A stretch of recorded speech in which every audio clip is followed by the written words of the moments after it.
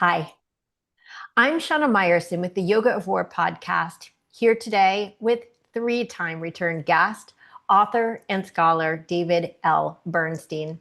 If you appreciate and find value in these important discussions, please consider supporting the show so I can continue to bring you such amazing and esteemed guests.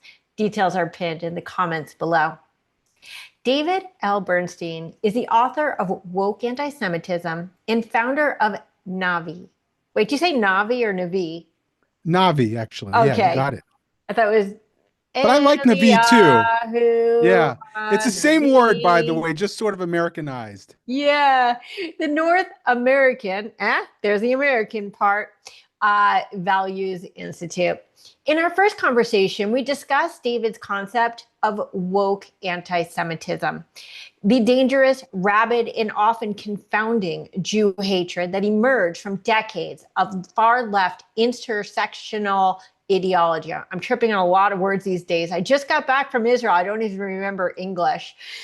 Our second discussion, exactly 1 year ago, focused on the question of whether today's anti Semitism, which accelerated to warp speeds after the October 7th massacre in Israel, was merely a passing response to the Gaza War, or if perhaps it was a much larger phenomenon that had taken on a life of its own.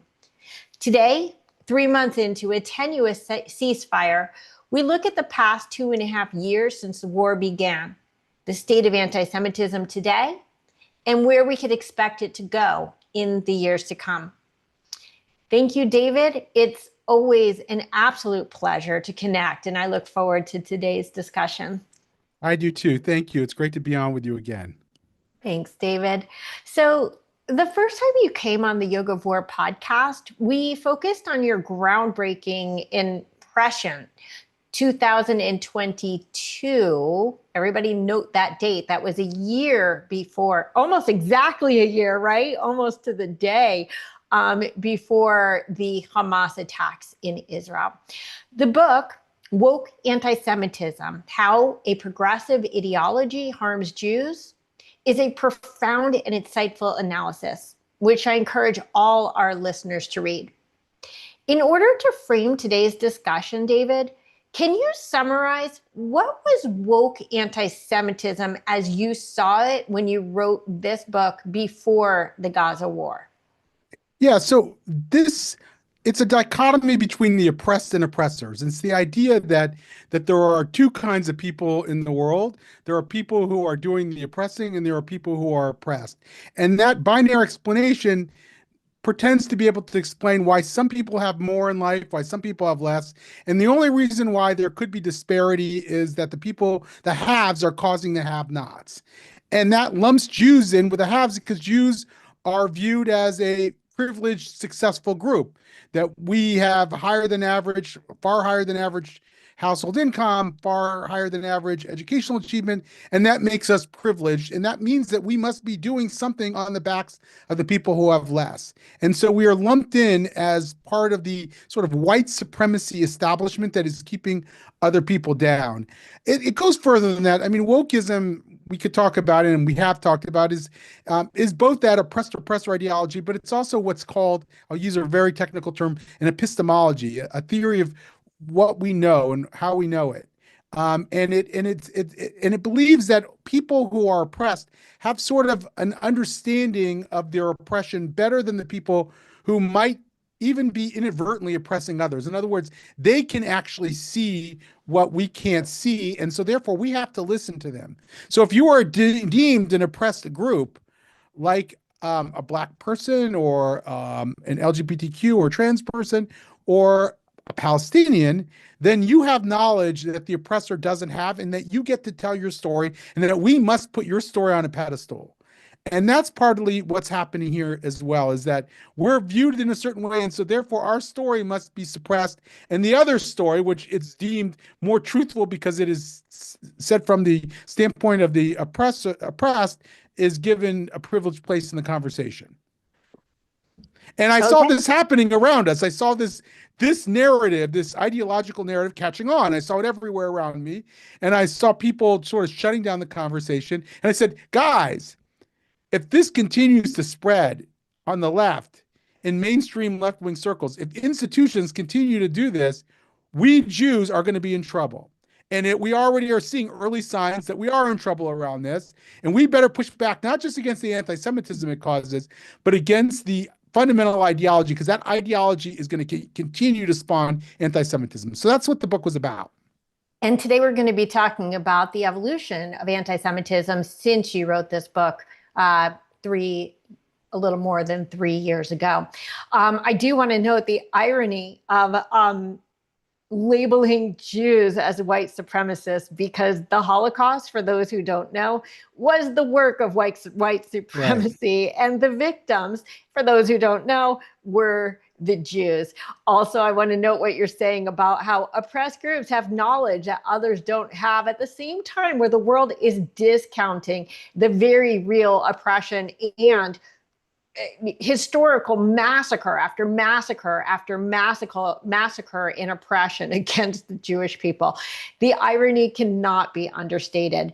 So you sort of alluded to it, David, but I'm curious, do you feel as if this definition of wokeism / woke anti-Semitism has changed or evolved in the post-October 7th world? No, I don't think it's changed. I think it's spread, and it spread, and then it sort of was pushed back against. So you had people finally mustering the courage to push back against it. People started opening up and refusing to go along with wokeism. But what it's done is it's migrated to certain, and I said this in the last or second podcast, migrated into certain institutions where it enjoys the strongest support, and it's sort of doubled down in those places. So universities, where there's been some quieting of the university campus, but it's still alive and well there, simmering in the classrooms, and K through 12 education, which is what North American Values Institute works on. We push back against radical ideology in K through 12 education. It exists in a lot of NGOs. It exists in legal United associations, Nations. United Nations. There, it's experienced in a very specialized way. Now, there are different forms of this, I think we should note, and we're seeing the more egregious forms take shape in ways that we didn't before. There's this sort of what I would call like the soft DEI. These are people who mostly mean well. They want to see the world improve. They want to see minorities given their pride of place in American society, but they don't realize they're tapping into these tropes, this oppressor lens that leads us in the wrong direction and stifles discourse and creates a lot of resentment. But these are people who are not trying to overthrow the United States. They're not trying to overthrow the West. They're not necessarily anti-Zionist. They're just softies who buy into something that they don't completely understand. But there's this harder form of this. It comes in the form of sort of post-colonial ideology, settler colonialist ideology. And this is an ideology that believes that the global North, the Western world, is oppressing the global South, and that the Zionists are really at the vanguard of the imperial enterprise, and so therefore must be overthrown. And so that's where sort of this harder anti-Zionism comes in. You don't see it everywhere equally. There are certain school systems, for example, in K through 12, where we see it, because the people are so radical in these places. You can see it in a lot of California school districts where you have a strong radical element. You have it in Minnesota, Minneapolis, which you wouldn't think is this like Midwestern city, but it's super radical. You see it in Boston schools. You see it, and you might see it in different places. Chicago, by the way, since the DSA takeover of the Democratic Party and the teachers unions in Chicago, and in New York City now that, especially now with Mamdani in office. So again, it enjoys more support in certain places than others. And you see these two forms, the softer and harder forms of this ideology sort of coexisting. And the fear is, of course, is that the more radical forms are going to continue to gain steam in society, particularly in the institutions where they're already strong. We're going to get into the schools because of NAVI's focus on K through 12 a little bit later.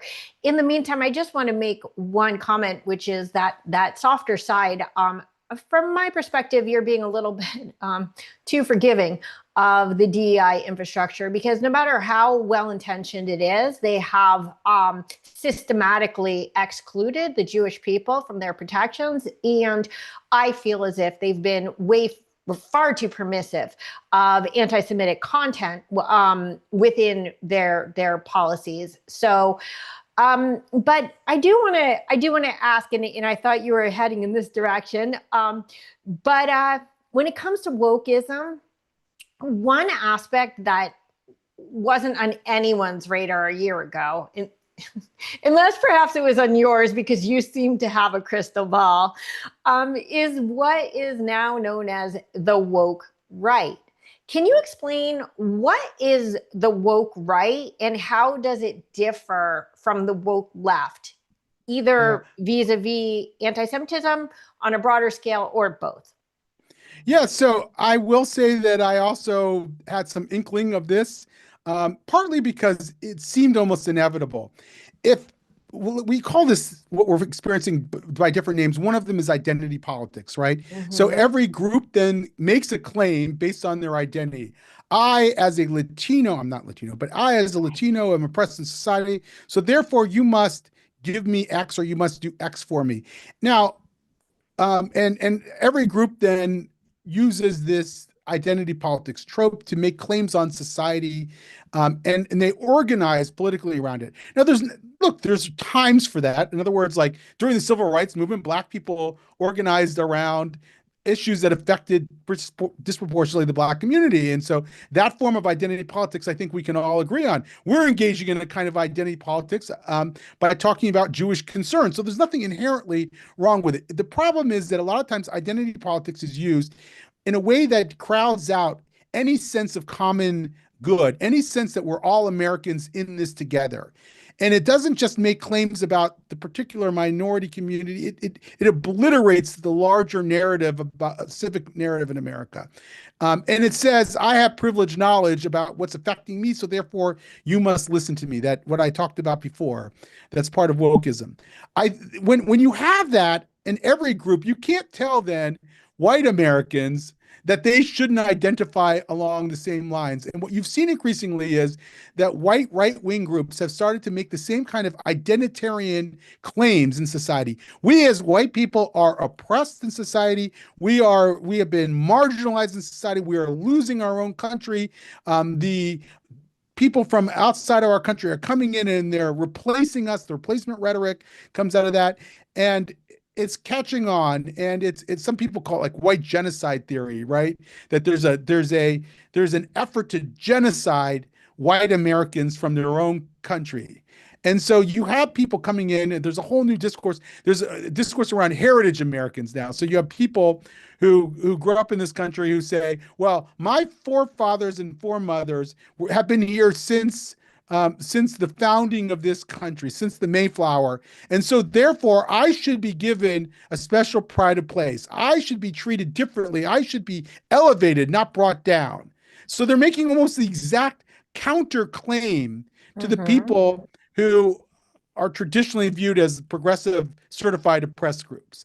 And they're mimicking the same discourse, even if they're not aware of it all the time. And that's what we largely mean by the woke right. And it's dangerous, of course. We don't want people, I want white Americans to see themselves as Americans. I want race to be less important to the way that they identify among themselves, because I want us to emphasize sort of the common enterprise of what being American is about. And I think it was very dangerous to see identity politics on the left start to spawn identity politics on the right. Very dangerous for this country.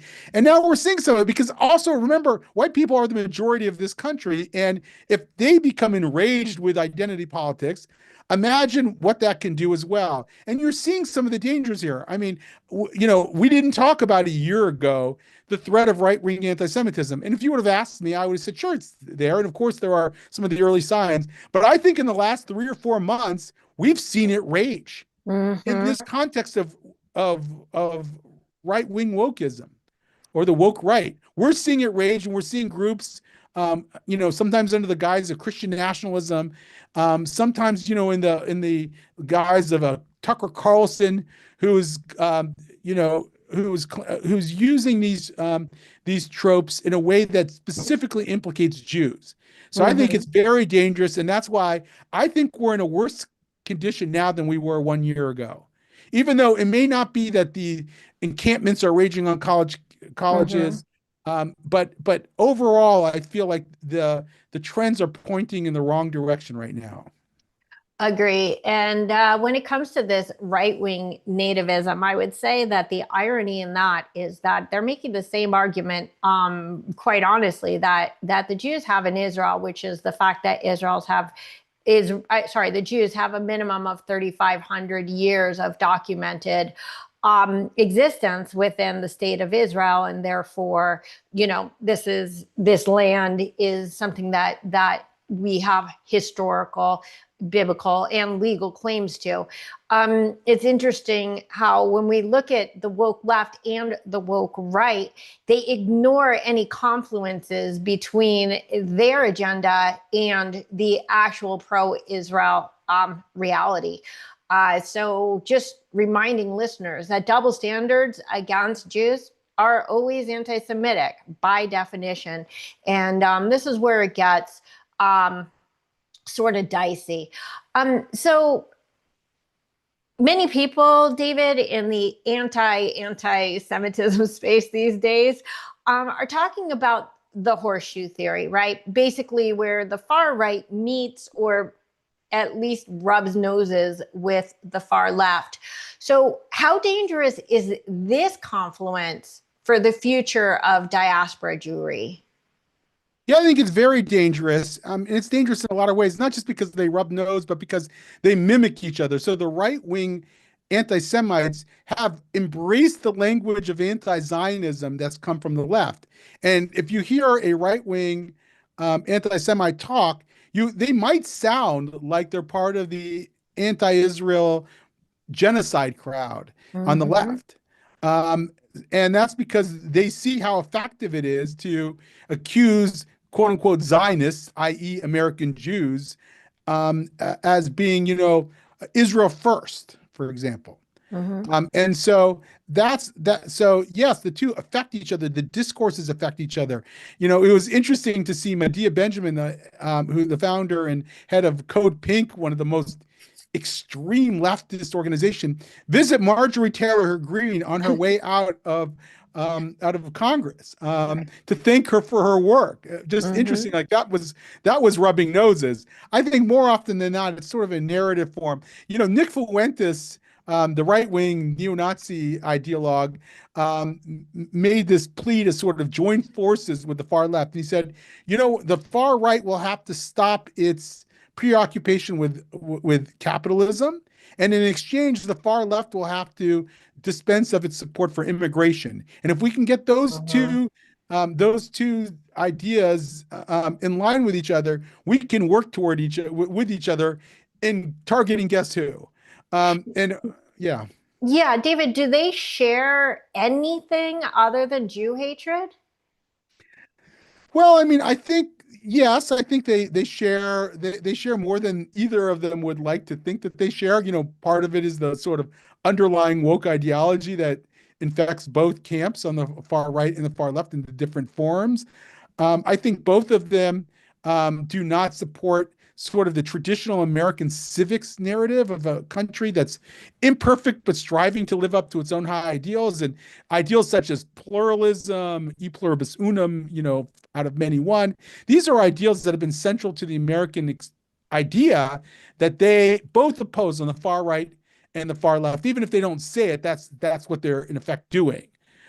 So I think that they have a lot more in common than meets the eye, even if they haven't quite merged as a Nick Fuentes might like to see.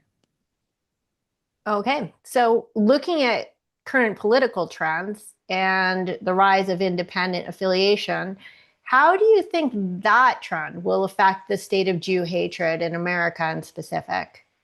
Yeah, I shared with you, and I'm not going to pull it up because it'd be clunky and it'll take too long. But I shared with you a Okay. chart today that sort of mapped out where we are on a partisan basis, and it found that both support for the Republican and Democratic parties are like at historic lows at 27% each. They're both low, and that the number of independents has risen steadily to 45% of the electorate. And that's because a lot of normie Americans don't feel comfortable in either what's shaping up to be today's Democratic Party or shaping up to be the Republican Party. And they feel alienated from those places, and they're increasingly defining themselves as independents. Independents that may lean one direction or other, but Mm-hmm. independents. And I think that in some ways that's a good sign, because it shows that as much as these two parties have too often embraced radicals in their own camp and have sort of kowtowed to the extreme voices in their camps, most Americans just don't like that. And so we're on the side of, if not the majority, the plurality of Americans who don't want to see us go in one direction or the other. And that means that we've got work to do in sort of mobilizing the silent majority of Americans who just don't like this sort of divisive politics that we're seeing today. Sure. And even though political affiliation goes beyond just Jew hatred and or support or of the Jewish nation for this show, that's the only thing that matters. So I'm wondering, David, do we have any statistics on anti-Semitism, anti-Zionism, anti-Israelism among registered independents? Yeah, I'd have to look. I think independents are. I mean, look, the trend lines around support for Israel have been, are not going in the right direction. There might even be some slippage among conservatives. It might be a small Mhm, group. there is. Yeah, but Mhm. and there's probably some slippage among independents. I personally believe that could change relatively quickly if let's say there's a second round of the Abraham Accords, and Israel's now viewed in a different light, or whatever. I don't think that this is ingrained bias, except on the fringes of both parties, which are unfortunately too dominant. I mean, what we saw, I was re-listening to our last podcast this morning, as I said, and it was right when Trump was coming into office, and I think it was still unclear yet the direction of the Democratic Party. The Democratic Party could say, "Look, we lost this election. We lost because we were too in sync with the progressive voices that were fundamentally alienating, and we've got to distance ourselves from these voices, and we got to." And there were people saying that, by the way. There were prominent voices in the Democratic Party that were saying that. But as time went on, it was very clear that the majority of the party leadership felt that they had to still continue to kowtow to the progressive wing of the party. You had the Mamdani election and the campaign leading up to it, and you had a lot of mainstream Democrats who felt that they had to go pay tribute and endorse Mamdani. And you see that dynamic has gone in the wrong direction, and that the leftist wing of the Democratic Party is gaining steam and not waning. And so that's bad news for us. That's bad news for Israel. That's bad news for us.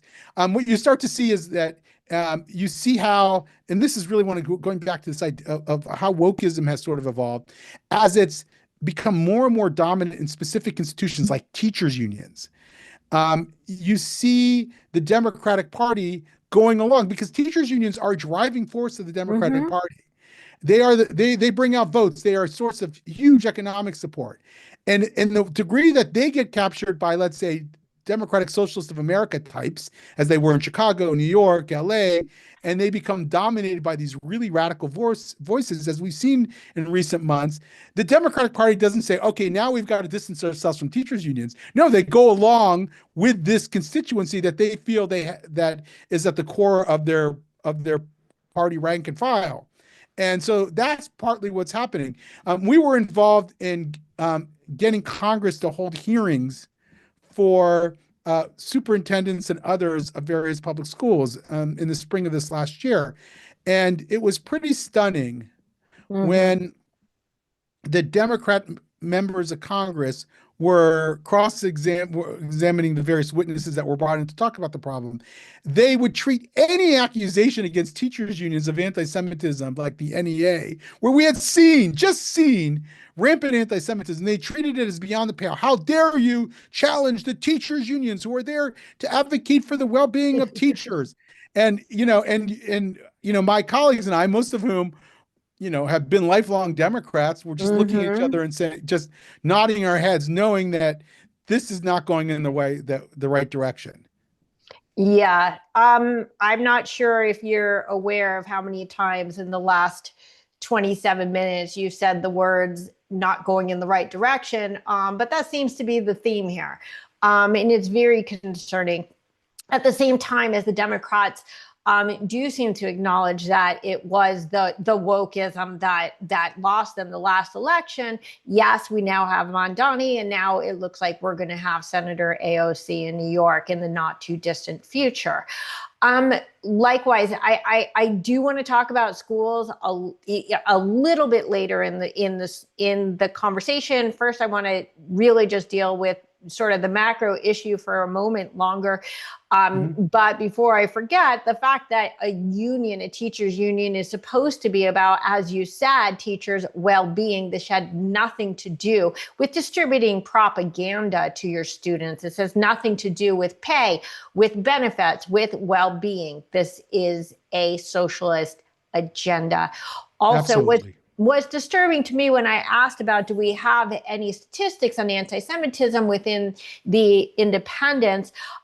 We have to keep in mind, if the trend lines of independent registration are way up, but the trend lines of accepting Israel are way down, which goes hand in hand with a rise in anti-Semitism, then the implication is that the independents are, to an extent at least, in alignment with the far right and far left in their Yeah. anti-Semitic I, leanings. I'm not. Well, look, there might be some people who define themselves as independents. I'm sure there are who are, but I think that that's mostly a good sign. There might to say that there's slippage doesn't mean that independents have turned hostile. It just Okay. means that there's some slippage because the overall atmosphere has been bad, and they are being affected by the same discourses that they see on the right and left. But doesn't mean that we've lost them. And I think that they're very winnable. I think most normie Americans, basically see Israel as being, the good guys most of the time, not perfect, but the good guys most of the time, and they're willing to support it. And when they look at radical Muslims and Hamas and Hezbollah and Iran, they know that they're the bad guys. And I think that they're winnable. I think we've lost a little ground there, but I think that's something we can recoup. I wanted to share with you something that happened recently that I've written about but hasn't yet been published. So I'll forecast to here. With a friend and a board member of mine, Phil Siegel, I was involved in a set of war game exercises called the Somet Games, in which 50 top Jewish thinkers were brought to New York to discuss and to plan for future scenarios of American Jewish life. And the way it Mm-hmm. works is you present both really dystopian scenarios, like 25 years from now, and really utopian scenarios. And then you ask people to work backwards.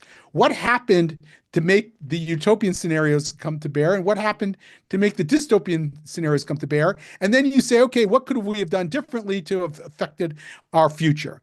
And the dystopian scenario was one that I think a lot of American Jews, even if they haven't really thought about, kind of can intuit. And it goes something like this: like, our politics have gotten so crazy, and these trends that we're seeing with the woke right and the woke left just keep on zigzagging. We have a very right-wing president who's very hostile, and a very left-wing president. You have AOC, and some people worry JD Vance, and we're in this sort of political reality where neither side gives Jews a hospitable political home. And we feel increasingly squeezed in the communities where we live, which is, on the coasts of America by and large. And we start to leave these communities, and we start to go into places where we feel safer, and we feel very disconnected and disenfranchised from both American politics and society. And a lot of Jews choose not to identify publicly as being Jews because it carries with it a stigma. And others who do continue end up in sort of like ghettoized Jewish communities where they can sort of live a decent Jewish life.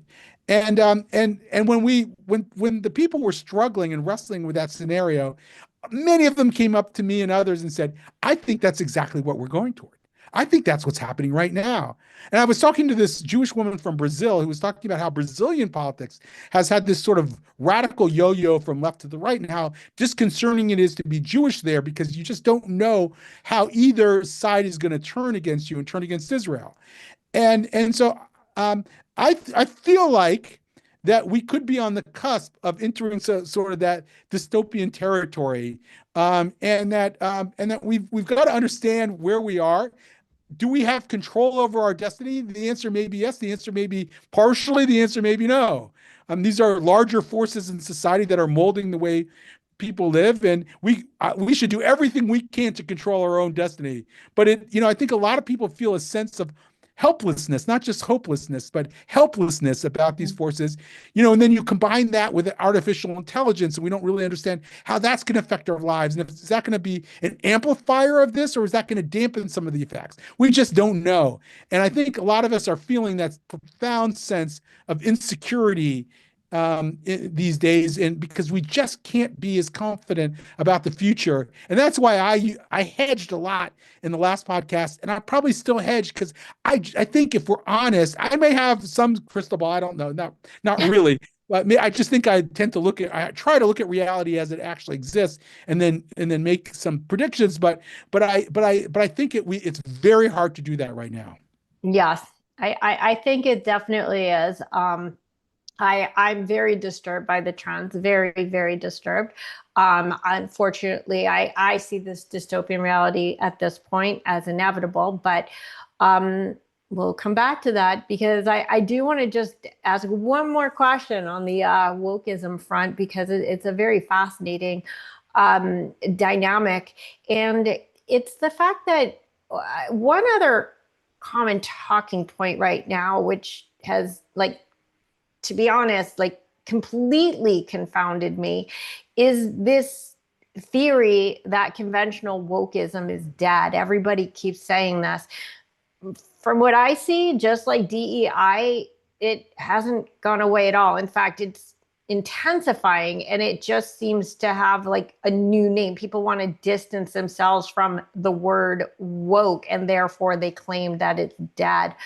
What do you see from your end? And is woke anti-Semitism simply the double standard exception that outlasts the rest of the ideology? No, I think I don't entirely agree with you. I think, and we've had data on how free Americans feel to speak their minds, and without a doubt, Americans feel freer than they did 5 years ago, 4 years ago, at the height of the Great Awakening. That's when the far left was able to really impose this discourse, not just in specific institutions, but sort of in society writ large. And you had all these companies and corporations who had DEI programs that were stifling and were, unfair and the like. A lot of that has absolutely shrunk. The DEI industry is a shadow of its former self. Now, having said that, as I said before, it's not that wokeism has gone away, is that it's retreated into specific institutions where it enjoys support. So if you work for a left-wing NGO, or you work for a particular publication like a news outlet that is very left-wing, or you are in a K through 12 system that is in a blue area, or you're in a certain university setting, you're not seeing that retreat there because these are the ideologues. This is where they live. This is where they dominate.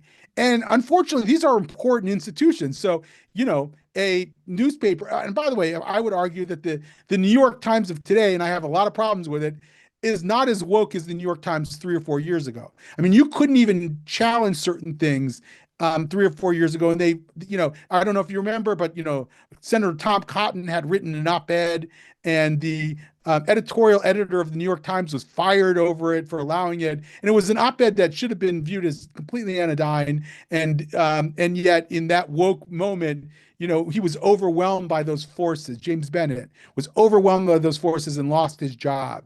And it was really an awful affair, but it was a sign of the times. That's not where we are now. The New York Times will unfortunately too rarely, but still will cover some of these stories that it didn't, back then. So there's some thawing at the society at large, but these forces still are very much alive and well. And in places where they've always enjoyed a lot of support, that's where they're trying to own, right? So K through 12, which is my area, and we spend a lot of times looking at it. There, I think it's gotten worse. I mean, without a doubt, it's gotten worse. Mm-hmm. The teachers' programs and liberated ethnic studies and, the Palestine teach-ins and all of that. We've seen more and more of that. And some of it is also a reaction to Trump and the feeling like, that they have to resist, and this is their way of resisting. So all of these trends exist in places, in specific places, but it also happens to exist in places where Jews are more numerous. Like we live in blue areas, right? We live in areas. If you look at the top 10 largest Jewish communities in the country, and I think I could probably name them, and you might be as well able to, all 10 of them, all 10 metropolitan areas that of the 10 largest Jewish communities voted for Harris over Trump in the last election. In other words, we live with left-wing anti-Semitism. We're not very proximate to right-wing anti-Semitism. And so it affects us more directly in that way. And we live in the institutions. Our kids go to the schools where this stuff enjoys the greatest amount of support. Yeah. And that's why it feels just as oppressive now to many of us, particularly in a place like California, by the way, Yes. than it did a few years ago.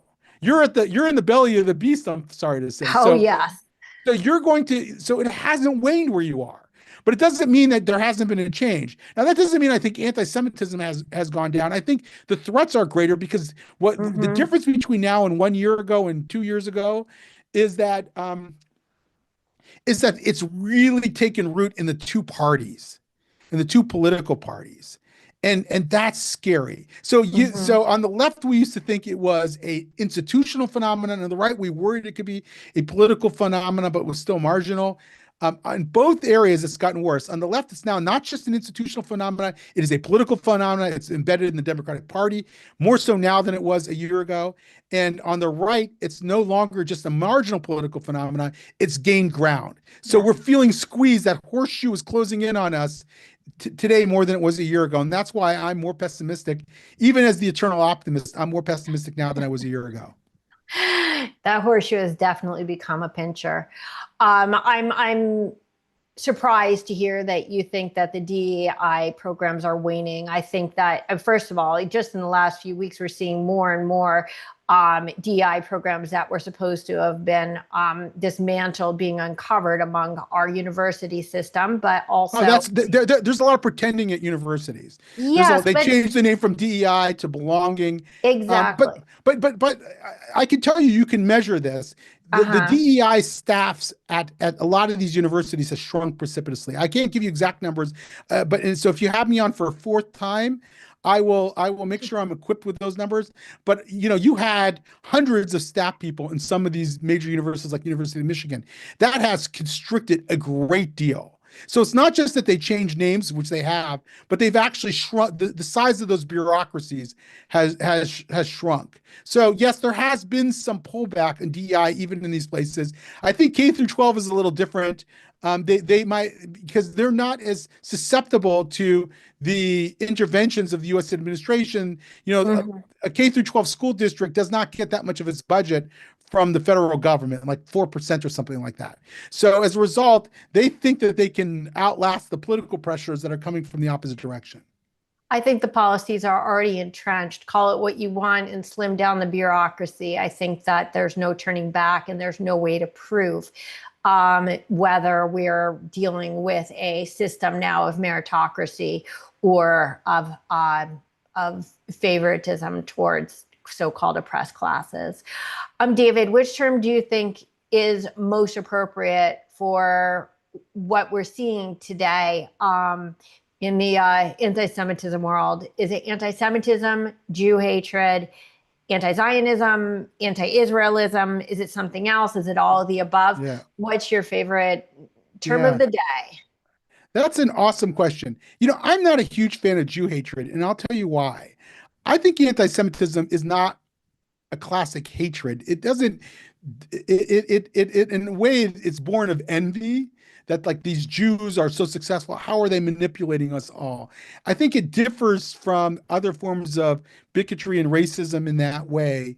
And so I don't use the term very often. I mean, I'm not like gonna stand on ceremony about it, but I just don't use the term very often. There's a major move toward delineating anti-Zionism from anti-Semitism among people who believe, by the way, that anti-Zionism still is a form of anti-Semitism, but they believe two things about it. There are people like Adam Lewis Klein. You should have him on your podcast. Mm-hmm. I'd Andrew love to. Pessin.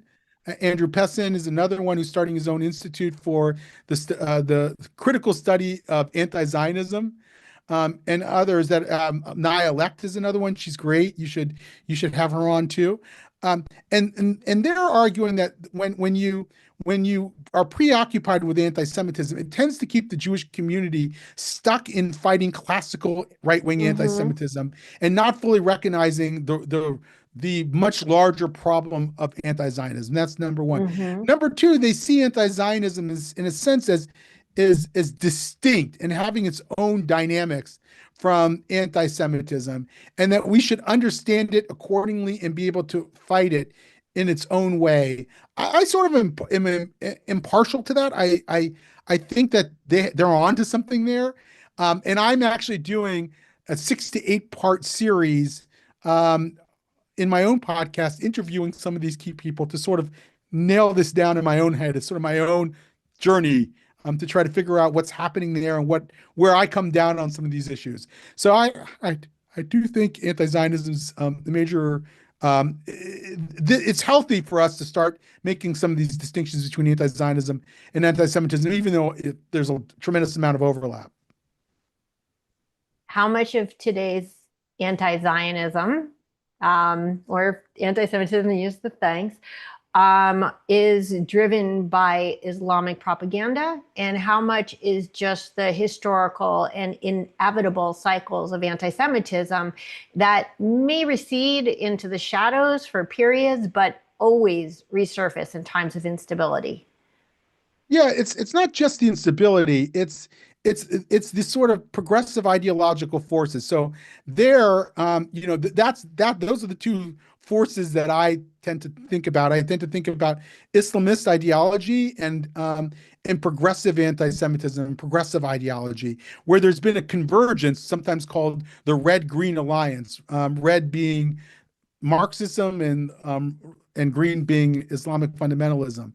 And I think we saw this gain steam in Europe over the last 25 years and sort of arrive on these shores, in the last several years. And I think if you look at the phenomena of like the encampments on college campus, it's really like Islamists who are on the vanguard of the progressive left, in many ways driving the agenda of the progressive left. Mm-hmm. So it's hard to say, like, if the Islamists disappeared, in other words, if all the money from Qatar, God willing, was cut off, and we declare Muslim Brotherhood a terrorist organization, and a lot of their sources of support for institutions in this country goes away, I still think we have a huge problem on our hands. And that's because it's the progressive left ideology, whatever we choose to call it, still has a lot of steam on its own. But Mm-hmm. those two forces sort of amplify each other. The Qataris, you have to hand it to them, are brilliant. They understand exactly what's happening in America, and they seed both of like the woke right and the woke left in an effort to sort of, pull us apart using our own ideological forces. And they Mm-hmm. fund extremist leftists who I'm sure they have no use for. Like, in other words, if the Qatari Muslim Brotherhood vision ever took hold and, overthrew the West, they'd probably go after the same people who were their allies on the progressive left Of first. course. Those would be the first people, on the guillotine. But they're very useful idiots for them, and so they seed all this discontent on both sides of the political spectrum, as do, by the way, the Chinese through like the Confucius Institute and others. They are malign actors that are feeding into this, but I still think we've got our own homegrown problem. Yeah. Well, I do have a question though, and I feel like your previous answer sort of answers it, because I see this as much more Islamist driven, meaning driven by propaganda and then feeding upon some sort of maybe more subversive elements. But the fact that this is so driven by Qatar, particularly in our education system, I'm wondering, because clearly the Muslim Brotherhood has infiltrated our country to a very, very dangerous extent, not to mention Europe. Would anti-Semitism, as we're seeing it today, persist if there were no state of Israel? I mean, is Israel and the very presence of the Jewish state in the East, excuse me, at the core of this vilification? I mean, anti-Semitism existed before the state of Israel came into being. It will exist Sure. if God forbid, Israel ever ceased to be a country. But would it, what you wouldn't have anti-Zionism in the same ways. It would just morph into other forms that probably would creep into our discourse as with political instability and divisiveness that we have today. I don't know if it would be the same. I mean, I think the fact that, you have this one country, Israel, that has succeeded in the face of all this hostility in the Middle East and been, a startup nation in so many respects. Um, you know, I think that breeds its own form of hostility that is built on the history and backs of traditional classical anti-Semitism. But I think the dynamics would be very different.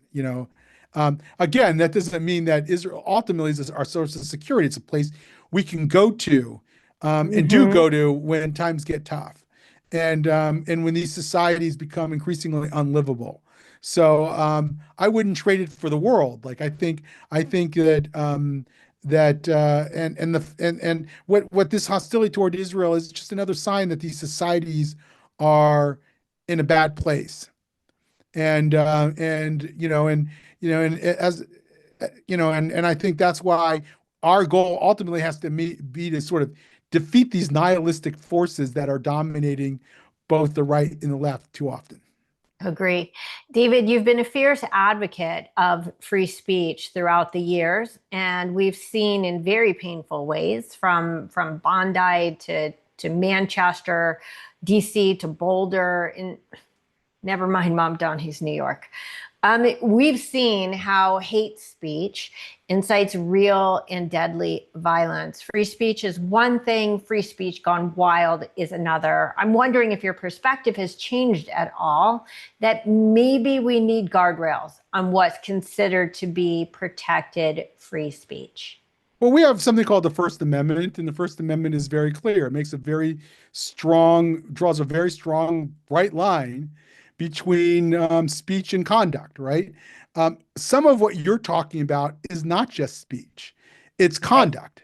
In other Mm-hmm. words, when you prevent a Jewish kid to go to the library and you stand in his way, that is not speech. Of course. That is illegal conduct. When you scream outside the Hillel Foundation chants over and over and you drown out Shabbat services, you can argue that that's creating a hostile environment. It is not protected speech. There are time, place, and manner restrictions on the exercise of speech that have been widely recognized by our Constitution and our jurisprudence. So it's not like anything goes, even in a free speech society. Um, what I believe to be true is that institutions that genuinely respect the free exchange of ideas are healthy places for Jews. The Mm-hmm. places that have gone awry are not places that respect free speech. They're places that favor extreme speech and in some ways stifle legitimate people pushing back. Like Mm-hmm. if you look at the UK has an epidemic of arresting people for making comments that you and I would consider even smart or thoughtful. Hundreds of people are being arrested today in the UK for hate speech. Hundreds of people are. And I said this on the last podcast, and I really think you should take this in. if you look at the college campuses that are rated lowest by their own Yes. students and faculty for free speech, they are the same places that are the worst places to be Jewish. Right. Okay. Columbia, Harvard, and Penn. And so I believe places that really genuinely value a culture of free expression of ideas are places that respect American civic values and are places where we do well. And so we should throw our lot into that. Now, does that mean if there are people marching around saying outrageous, stupid crap that I'm not going to push back with my own free speech? Absolutely not. I'm going to absolutely push back against those people. When they cross the line into illegal conduct or they violate the policies of university or K through 12 education system, I am going to use every tool at my Disposal. disposal, thank you, to push back against those radical forces and to try to punish them every way we can. Okay. But I am not going to favor a campus, let's say a state college, going in and preventing pro-Palestinian students from organizing and have a protest. I will strenuously argue that they stop an encampment that is restricting the mobility of other students or that is harassing other students on college campus. And that's what was problematic. And that's what we saw in the spring of 2024 and on. Yeah, I think that I bristle at the word First Amendment only because the very nature of an amendment, meaning that it was something added on after the Constitution, which means we still have the power to amend the Constitution. If we really thought that we were having a crisis, that there are ways to regulate legislatively hate speech. And I think it needs to be done because we see that even just speech, like actual speech, incites violence and in not just violence, but deadly violence. And I personally do think that we need guardrails, but I wonder, like, can we? How do you think those societies that have done that are faring right now? Let's look at the Western democracies that do not have the First Amendment. Let's go through them. Australia, Canada, the UK, France. None of these places are free speech societies. None of them have all of them have hate speech laws. Hungary, Poland. So I guess it could go both ways, but I just see that the rampant and the unbridled growth of anti-Semitism as not only threatening to me as a Jew, but to society as a whole. We are allowing people on the streets to call for support for known terrorist organizations. We have people in New York last week protesting outside a synagogue saying we are Hamas.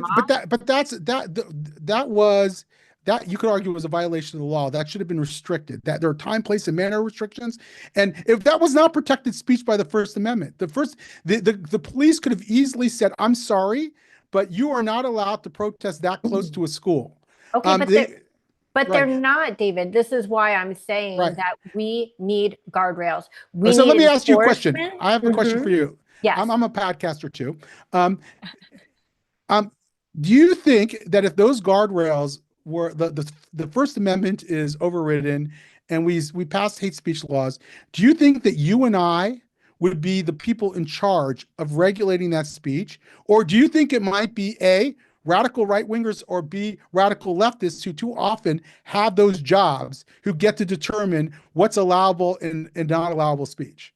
In other words, the way that this actually plays out in reality is that it's not you and I who will say, okay, let's look at this. Is that good or is that bad?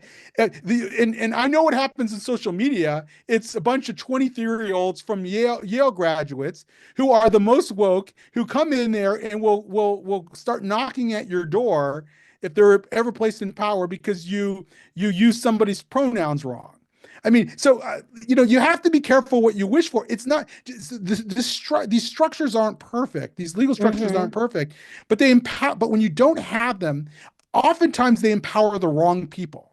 I have that's to me, not even a close call. Like, I know if you believe I was prescient on one thing, I can promise you, based on what I've seen in other Western democracies, that if the First Amendment goes by the wayside, the people that you and I don't like on either side of the political spectrum will be more powerful to stifle our speech, and they will use that against us. So you have to be very careful about what you wish for. And an American democracy ultimately has fared much better than those other countries. I wouldn't want to be living in Canada with all their sanitized speech laws. Mm-hmm. I mean, I know Jewish students who have been targeted based Sure. on those laws. There's a young law student that I know, Jewish law student, Zionist who protested, who's been targeted by the free speech laws that exist there, and I'm sorry, by the speech codes that exist there on our campus and in the country. So I don't want it. Okay, fair enough. I'm not talking about getting rid of the First Amendment. I'm talking about amending the First Amendment. We have to stop not just the incitement for